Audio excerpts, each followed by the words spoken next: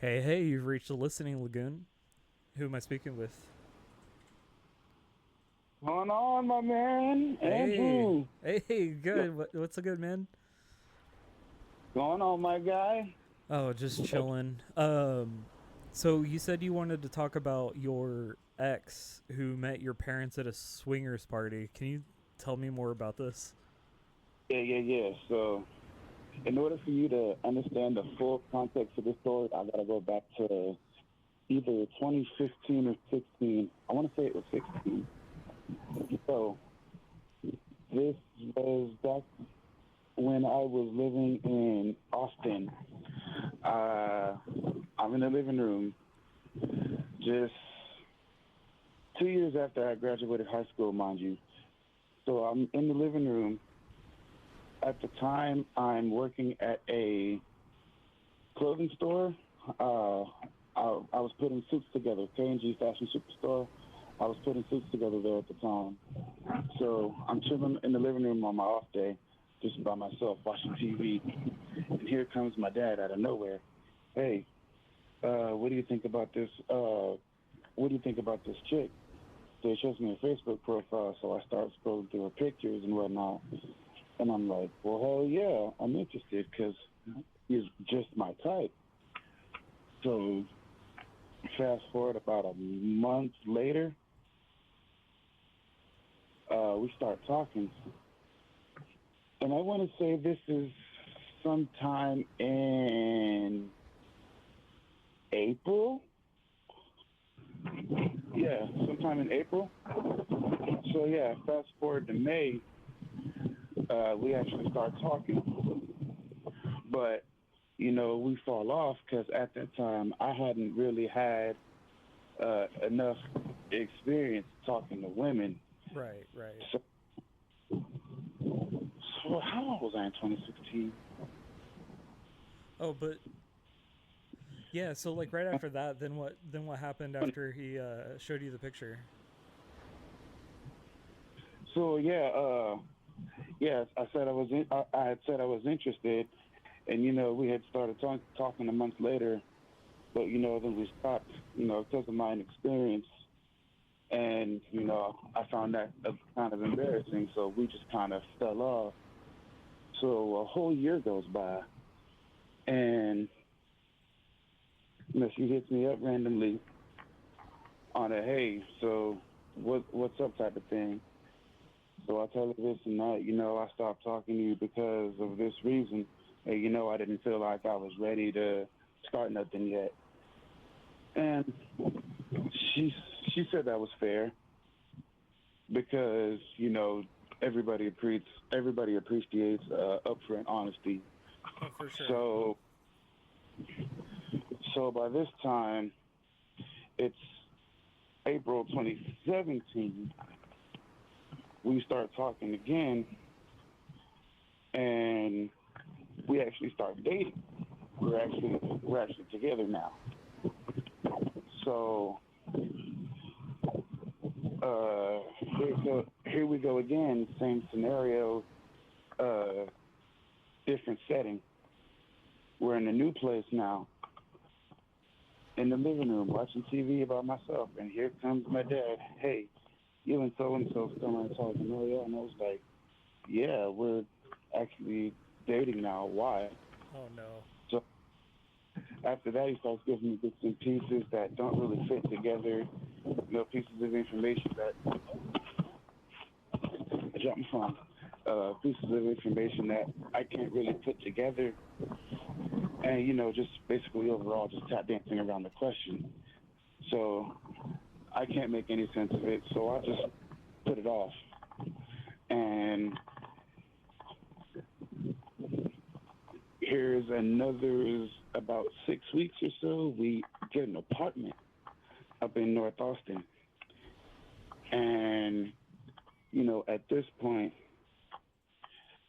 I was thinking to myself, well, damn, I think I'm ready to make the move, because I feel like this is the one for me. So 2 more years go by in this apartment, And, you know, we actually end up splitting due to infidelity on her part, but that's a whole different situation. Ooh. But, you know, she sits me down one day. She was like, yeah, I've got something that I need to tell you, but uh, I couldn't out of fear of how you would react.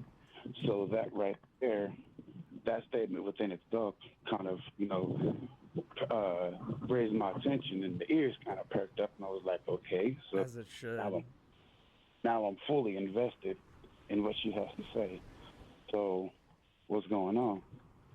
So she says, well, I knew your parents before I knew your actual family, and my ears perked up again, and I said, what do you mean by that?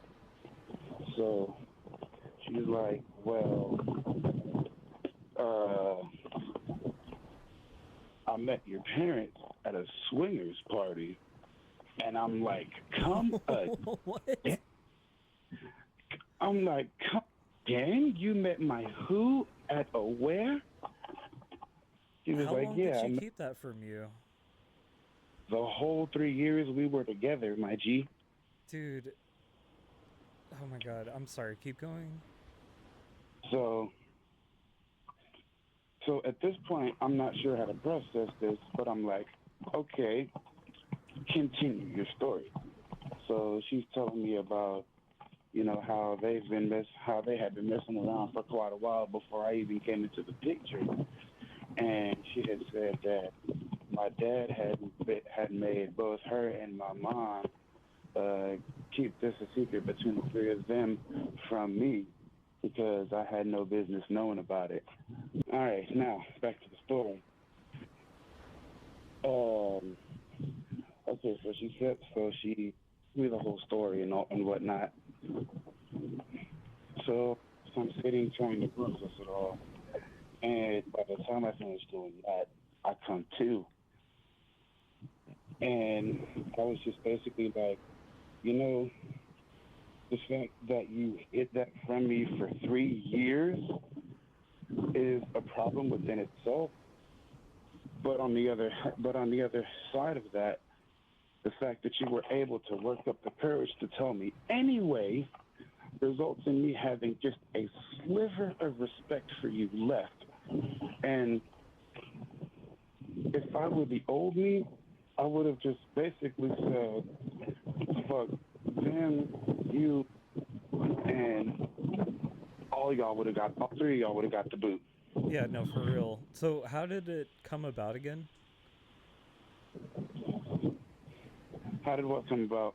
The The yeah, like the information and everything. Like how did he come and approach you with it?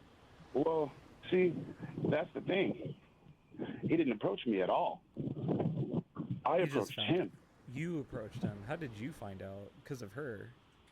Yeah, yeah. After we broke up or whatever, she worked up the courage to tell me the story and whatnot. And so after I got all that information, I went straight to his apartment because that's not what I want. You know what I'm saying? That's not what's up. Because why do I have to find this out from somebody who's not my family? No, seriously. Dude, I don't know how she So, held on to that information for 3 years. That would drive me insane. dude, I don't either. The guilt would eat me alive. Not only that, but like just the thought of it. Like, oh man, I what did he say in Step Brothers? I had the old bull. Now I want the young calf. All right. So I hop in my car, and of course I have to roll up because my mind is all over the fucking place. So I shoot straight down to South. So I shoot straight down to South Austin. I walk. I go up to the. I go. I go to their apartment, and you know it's a normal day. They don't know that I know anything. So we're all watching TV, and after a commercial break, I'm like, hey, so do you remember when you asked me about me and so being together? And he was like, the room got silent. Oh my Like you god. could, the silence in that room, in that bedroom was deafening. So he was like, yeah, why, uh, why were you curious about that? Why are you curious about that again? So it was the same old routine, giving me bits and pieces that didn't really fit together, uh, stuff that I couldn't go off of, tap dancing around the question. And by this time, I'm picking up on that. So I'm like, okay, so he's not going to tell me what I want to know. So I drop it right there.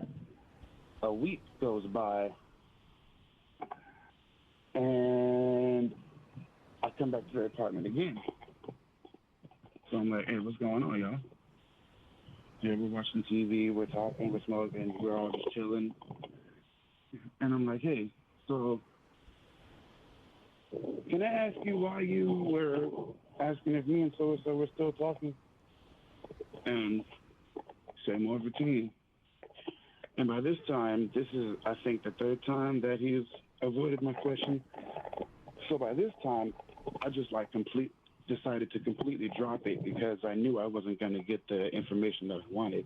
So I just decided to let it go completely and just say, fuck him. All right. So I said my goodbyes, hopped back in my car, and I went back home. So another 2 weeks goes by, and he calls me out of nowhere. He was like, hey, come to the apartment. Uh, we'll roll a few. We'll go down to the garage. We'll sit in the car and we'll talk and we'll hash this whole thing out. So I'm thinking, cool. I'm finally going to get the information that I've been wanting for the past, I think, at this point, I believe, 2 weeks. a whole month now. A whole month now? Yeah, the whole month. Yeah. So like at that time, I had been waiting for like a whole month for him to tell me what was up. So I'm thinking, all right, cool. Now this is the time has finally come. So I hop back in my car, go down to the apartment. But when I go inside the bedroom, again, deafening silence. Like the TV's on, but nobody's watching it. My mom's on her phone. My dad's rolling up, so I start rolling up myself. I finish. He finishes up. She's reading a book. So me and my dad go down to the garage. We sit in the car. Oh, hold on. Sorry. What was that? What? It sounded like Oh, a. that was a laugh. Oh, I'm sorry. because because this is where the what the fuck comes in. Okay.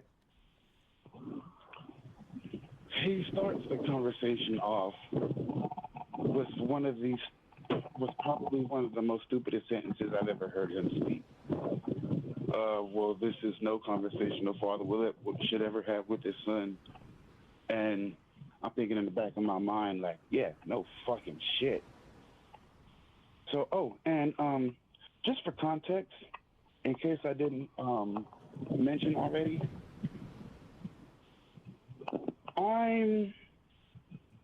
let's see, when I found out about all of this, I was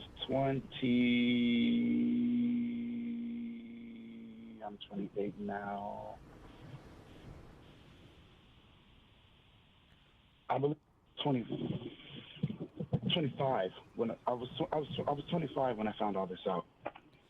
That's So such a character defining moment. Like I can't believe you didn't like just I think you handled it really well, to be honest with you. I hate that happened to you. That's really heartbreaking. Here's why I handled it so well. You see, when I was young, I was a very rough child. Mm-hmm. Like, I didn't take no shit from anyone. I was reckless. I didn't give a fuck. I mean, as an adult, to an extent, I still kind of don't give a fuck now. But as a kid, God, I was way worse. But, Stoicism. Drew, that's when I was a teenager. I think that's when my mind started to put things in a more deeper perspective. So when things started happening, instead of just raging, I would look at the situation, look at what happened, who was involved, look at how things were done, and then I would make my decision from there. And of course, Hell yeah, that's the process of maturing. So You know, I was 25 when I found all this out. Now this chick, now the chick in question is only a week and a half older than me. My dad is damn near 60. Ooh, So the age gap between him and said chick in question is damn near 30 years apart. that's my That whole age lifetime. that age gap is fucking disgusting. She's He's old enough to be her father. Ugh. And You have any idea where and you they're at now? who the girl Yeah. married to the bitch she cheated on me with. Your dad? Huh? Your dad? No, no. I Oh, said the sorry. girl. Sorry. Sorry, I misunderstood. No. The girl is married to the bitch that she cheated on me with. Oh my And god. notice I didn't say dude, I said bitch. Yeah, okay. I get it now. Yeah. So, So she was swinging okay, both ways before. yeah. I, honest, yeah, I believe so, if memory serves me correctly. But to this caliber, I was unaware. But that's It's not neither your here fault nor though. It's not your there. fault. But None of this is your fault. yeah, that's neither here nor there. But so okay, so we get in the car. Oh yeah, back to the context. So yeah, so he's old enough to be her father. So you know how I earlier said I started looking at the situations in a more deeper matter. Hmm. It's that, and I was like, ew. But even though we're talking about three consenting adults here, it's the age gap that concerns me the most. That would really mess me up. I had a similar situation where one of my exes, after like I don't know, after like 2 or 3 months, she admitted that she had slept with somebody like that we were hanging out with one night, and I had no idea, and yeah, so I kind of understand, but with the two people that you were talking about, dude, oh my god, that would destroy me. I don't know how you handled it so well. I know you just told me, but still, like, I couldn't fathom having to go through something awful like that. Yeah, so You're better off I'm now thinking. because of it. Do you and your dad still talk at all? Well, I'll put it like this: he thinks we have a good relationship now. I think you should tell him that you don't. Like, say, like, hey, I'm still messed up over this. Well, you see, here's here's one of my most toxic traits that I'm not proud of, but at the same time I kind of am. See, if somebody, especially somebody close to me, if they do something to me that shakes my soul, my very soul, in a way that I just can't overlook, I'm the type of person who knows how to play the long game. Oh, So that's not healthy, my yeah, friend. I mean, honestly, But I know it's I'm not, not one. I'm not and one to judge or say anything because I do a bunch of stupid shit all the time. I mean, I know it's not, and that's at least something that I can admit. But you know, one thing that I always say, it depends on the person. Yeah. It depends on the person and the caliber of damage that is done to both your mental and your spirit. You know what I'm saying? Yeah, it's something that would absolutely destroy the spirit. That's for fucking sure, dude. Well, so How of are course you? that's How are something. you today? Like, how are you today from it? Like, are you? Are Oh, you? I am. Oh, I am absolutely wonderful. I'm a okay. Hell yeah. You know, all of the shit that I've all the shit that I've gone through and the things that I've suffered at the hands of people that I didn't think I ever would. It's not only given me a prospect of the type of person I didn't want to become, although that's a work in progress, but it's also given me a whole new outlook on life and a thought of there are people in the world who are, of course, nasty, but there is, of course, some wonderful people too. Like there's a yin and a yang, a light and dark, a good and bad. There's no gray area. It's always either. Absolutely. So that fact within itself, it leaves a little ray of hope to leave you to think you never know what life could throw at you. Some of it may be bad, but when the good comes, that good be good. It definitely be good. Do you have any? So, how do you handle like relationships now? Like, do you ever like bring that up to people, or do you just kind of just leave your guard up all the time? Well, I of course leave my. Well, I'm not gonna say I leave my guard up. I just That's healthy. nowadays I just have low expectations and I expect shit to happen. So nothing's really a surprise to me anymore. Although I I do still keep all the ideals of a good relationship and how partners should treat each other. But you know, I'm just not gonna I'm not gonna keep my hopes up. No, absolutely not. I think you're doing a great thing.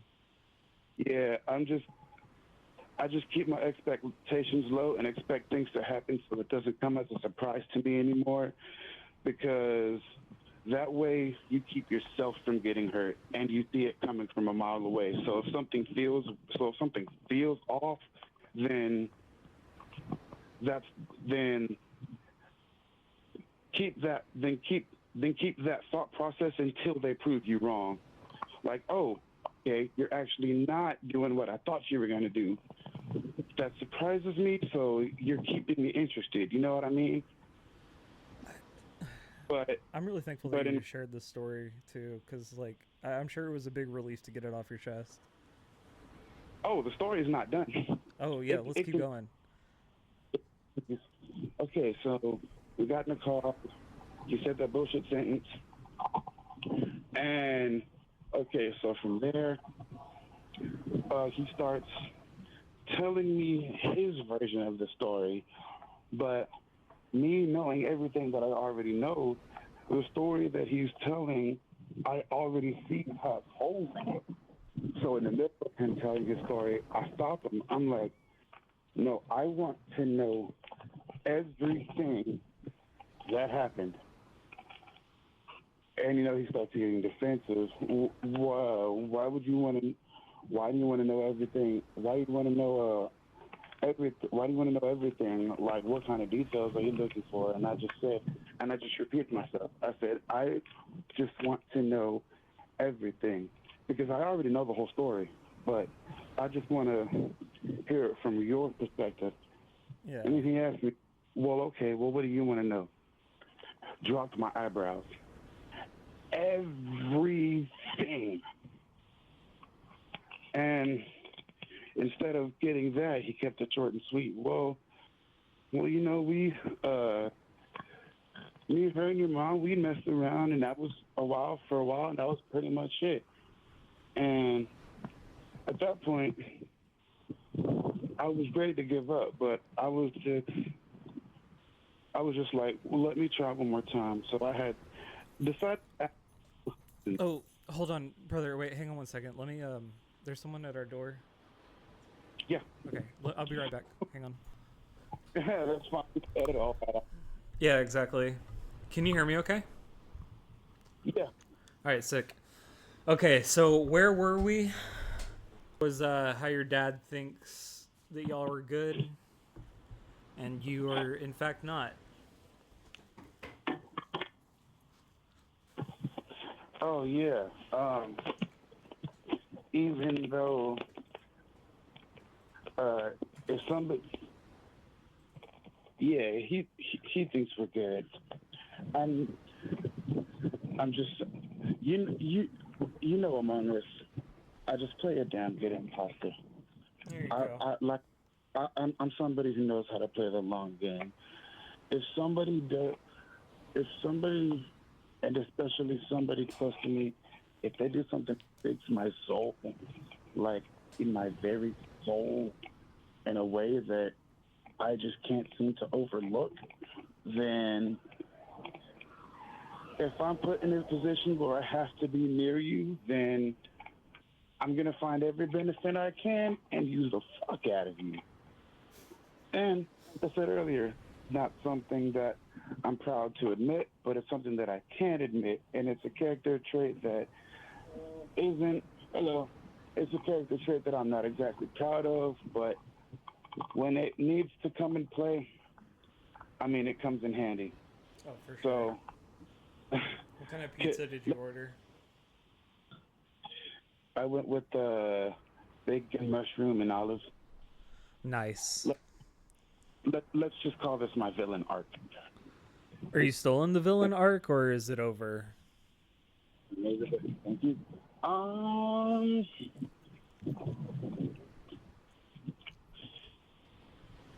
I think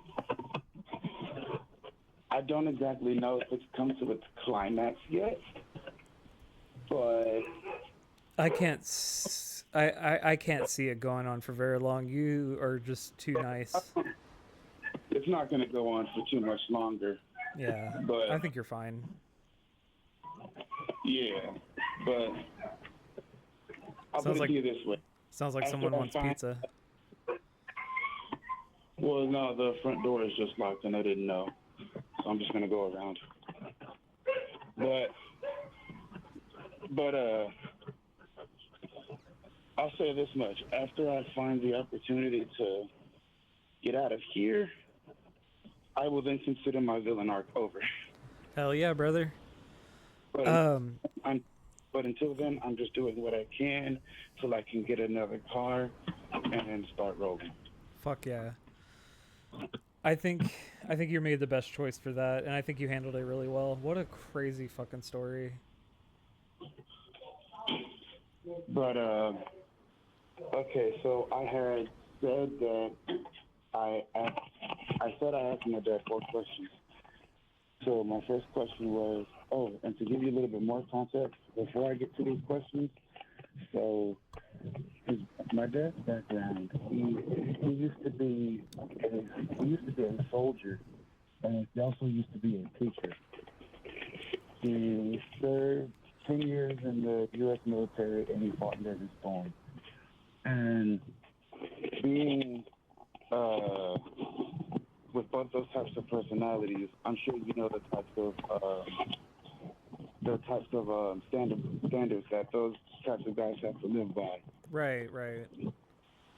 So my first question to him was, with your kind of background, you would want to make sure you're doing the right thing at all times, right? Right, absolutely.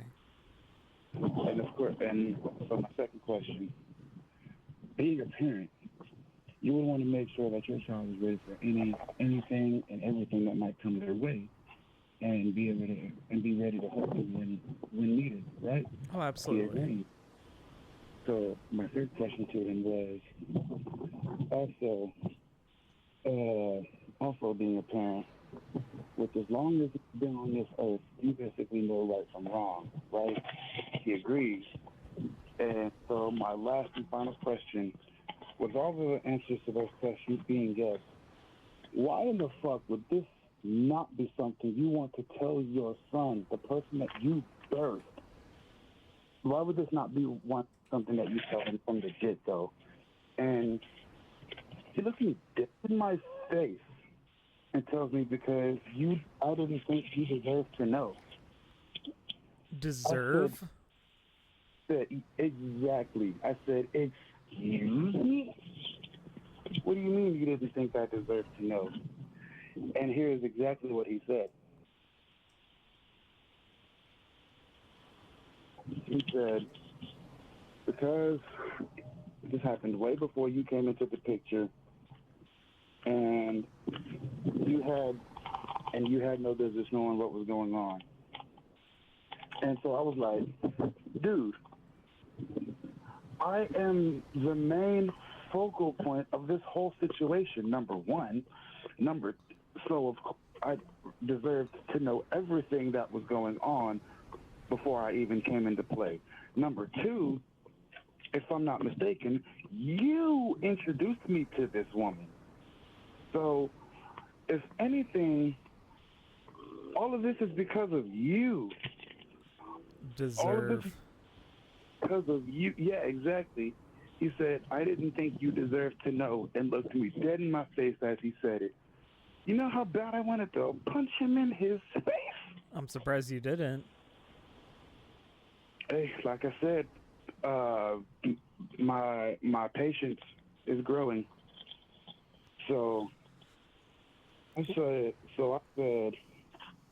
so instead of being honest and telling the truth to your blood son, you decide to make a covenant with some random stranger and keep life-changing information from me and allow me to waste 3 years of my life with this disgusting woman?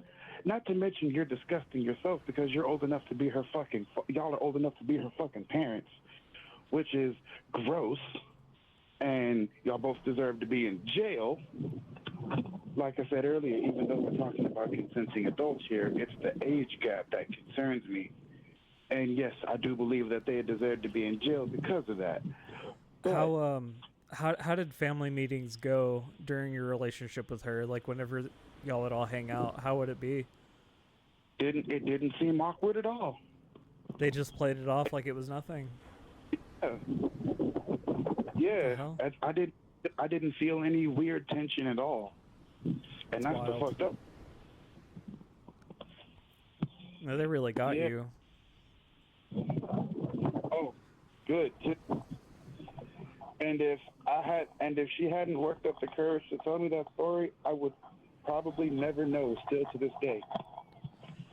What if she called you like a week or two like later out of the random like out of the blue and told you about it? This is a stupid question. I don't know why I asked that. Um, Question again? it was a stupid question. Don't answer that. My friend, there ain't no questions here. This one was. Who was the person? I genuinely want to know. It was stupid. I just said like, what if, she called you like 2 or 3 weeks after the breakup and told you out of the blue. Well, see, if that was the case, then, huh? I'm still learning how to be a good host. No, fine. That's actually a pretty legit question. If I had been informed 2 weeks after the breakup, Or just like any amount of time afterwards. I mean, I guess my actions still stand. I would have still been completely fucked up in the head about it, but I would have wanted to get more information and find out what went on from both sides of the party. It's just wild. I can't believe But that of course, happened. but of course, I would still appreciate the fact that she was able to tell me anyway. You know what I'm saying? That's what I was thinking. Like, just thankful that she told you anything at all. Like, I there's times where I look back and I think about it. Like, I'm really thankful that my past relationships told me about you know their escapades like while I was with them, because But at the same time, like, Yeah. it destroys the ego. It destroys you at your core, and it really affects how you look at relationships afterwards. And it's up to you as a person, like how you deal with that afterwards and deal with it in your current relationships. That's facts. And not to mention, it ultimately destroys the heart because it breaks it. yeah, because only one of two things are going to happen. It's either going to turn into character development, or that person's just going to completely lash out in their next relationship and just take it out on that next woman. Yeah, and Or see, man. that's a cycle of unhealthiness that people need to break. I really hate when I see people who don't take accountability for their past. Like, they kind of let it, like, fester into bad habits. You know what I mean? Yeah, and then the person they did it to, they expect them to be okay. Yeah, and you just have to take And accountability for things, you know? That's all part of being an adult. that's kind of how things were in my situation. Like, everybody just kind of expected me to be okay, because like, oh, they're still your parents, and it's like, dude, That's why I'm not okay, is because it was my parents. all that shit is out the window now. At this point, we are talking about character. I don't give a fuck who these people are. We're talking about character. Ugh. We're way past titles and shit. But I think I'm gonna title this episode "My Fiance Hooked Up with My Parents at a Swinger Party." Perfect. Well, I didn't propose to this one. Good. Most recent one that I had proposed to, and she, oh thank God, she was nothing like that. Oh, good. But you're doing good now, right? Like, you're fine now despite the pain. Yeah, mentally, I'm doing better. I think that's for the best, honestly. I'm really proud of you for getting through that. Yeah, like though, what keeps me going is the mission that I'm on. Like, so regardless of what's regardless of what happens, good or bad, I'm not gonna let it deter me from the mission that I'm on. My goal, I'm working towards my goal of grinding this podcast out and getting to the point where I no longer have to get up in the morning and go clock in somewhere. Exactly. That's the goal for everybody. I think even if you did have to do that, it'd be for something that you actually are passionate about and something that you actually wanted to do. Yeah, because a good phrase that I heard earlier today: the riches are in the niches, and this is our niche. That's what I'm saying. Yeah, I believe that we can take this whole podcast to a whole higher level. Oh, for sure. Oh, but regarding Listening Lagoon, I was wondering if there was any other stories that you wanted to tell people before we go. No other stories, but moral of the story: Yeah. stay true to yourself. Worry only about the people who are actually going to do for you and help you get out of a situation that you're in that you don't want to be in, because those are the types of people that matter. Amen, brother. Amen. Well, thank you so much for calling into Listening Lagoon, and stay tuned for the episode to come out and whatnot. And I really appreciate you being my first caller. Oh, of course. Y'all tune into Capsule Crew. Yeah. Check out Capsule Crew as well. It's another podcast that we're doing. I'm really excited about that one too. But this has been Listening Lagoon, and we hope you have a wonderful night. And at the bottom, tell us what you thought of this episode and what you would do differently. Love, peace, and sense beans. Bam. All right. Kick back in the shade, eyes dreamy gaze, waves rapping beats while the palm trees sway. Shells on the shore humming soft ballads in the listening lagoon where I chill all day. Coconuts clink, rhythm sinks with the tide. Pelicans preaching about them trips worldwide. Wind whisper secrets the sea can't hide. Every beat a treasure chest open wide. In the listening lagoon, life moves slow. Trap beats mix with the tide's gentle flow. Stars in the night put on a show. Right here the music of the island glow. Kish gales shimmering, dance on the waves. Fog rolls in like beats from the graves. Coral reefs hum tunes, ancient and brave. In the lagoon where time misbehaves. Smoke from the grills that follows the breeze. Riffs from the jungle filling the trees. Sand holding memories like a mind on freeze. Echoes from the deep bringing island. In the listening lagoon, life moves slow. Trap beats mix with the tide's gentle flow. Stars in the night put on a show. Right here the music of the island glow.